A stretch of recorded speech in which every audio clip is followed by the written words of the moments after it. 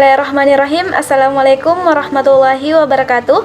Perkenalkan, nama saya Nurneli dengan NIM 190250502048. Kelas TIB, Program Studi Teknik Informatika, Fakultas Ilmu Komputer, Universitas Tomakaka Mamuju. Baik, tujuan video ini dibuat untuk memenuhi tugas mata kuliah Sistem Informasi Manajemen dengan dosen pembimbing Muhammad Agus Eskom, MM. Dalam video ini saya akan menjelaskan sedikit tentang sekilas sistem informasi.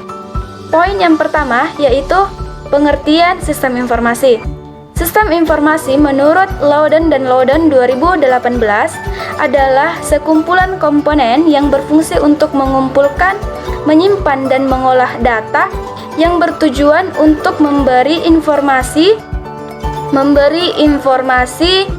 pengetahuan dan produk digital yang saling bekerja sama untuk mencapai tujuan tertentu.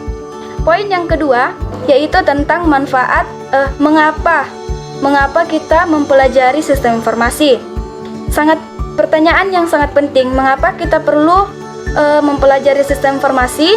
Apakah pengaruh terhadap kita ketika kita mempelajari sistem informasi, dan apa akibat ketika kita tidak mempelajari sistem informasi? Secara garis besar, ada tiga hal yang dapat menjawab pertanyaan-pertanyaan tersebut. Poin yang pertama, pengaruh globalisasi. Yang kedua, perubahan lingkungan bisnis. Yang ketiga, perkembangan industri. Baik, kita lanjut yang ketiga, manfaat sistem informasi. Ada 3 manfaat sistem informasi. Yang pertama, manfaat sistem informasi bagi perusahaan. Yang kedua, manfaat sistem informasi bagi perorangan. Yang dimaksud ialah yang terlibat dalam sistem perusahaan, yang dimana para manajer, operator, dan para pelanggan. Yang terakhir, manfaat sistem informasi bagi industri. Terus poin yang keempat tentang profesi di bidang sistem informasi. Ada beberapa profesi di bidang sistem informasi. Yang pertama, manajer sistem informasi. Yang kedua, analisis sistem. Yang ketiga, perancangan sistem. Yang keempat, penulis program. Yang kelima, pembuat web. Yang selanjutnya, auditor TI. Yang selanjutnya, administrator bisnis data. Yang selanjutnya, pustakawan. Yang selanjutnya, ahli jaringan. Yang selanjutnya, pemakaian akhir atau biasa disebut dengan end user.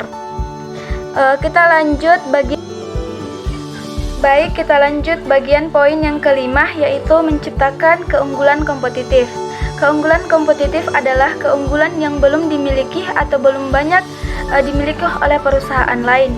Sedangkan keunggulan yang harus dimiliki oleh perusahaan untuk tidak kalah bersaing ialah kebutuhan kompetitif. Ada beberapa strategis yang perlu dimiliki untuk mencapai keunggulan kompetitif. Yang pertama, strategis umum, di mana strategis umum ini memiliki 4 komponen penting yang harus dimiliki untuk mencapai keunggulan kompetitif. Yang pertama, harga murah pada tingkat industri. Yang kedua, diferensiasi produk pada tingkat industri. Yang ketiga, fokus pada pasar sempit. Dan yang keempat, diferensiasi produk pada pasar sempit. Kita lanjut strategis yang kedua, yaitu strategis 5 kekuatan kompetitif. Yang pertama, persaingan bisnis. Yang kedua, ancaman pendatang baru.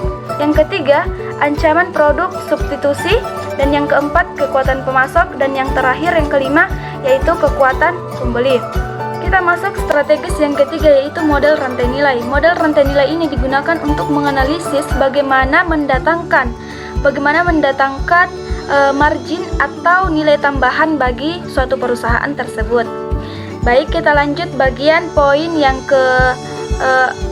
keenam, yaitu manfaat sistem informasi bagi perusahaan. Pertama, mempercepat pengambilan keputusan.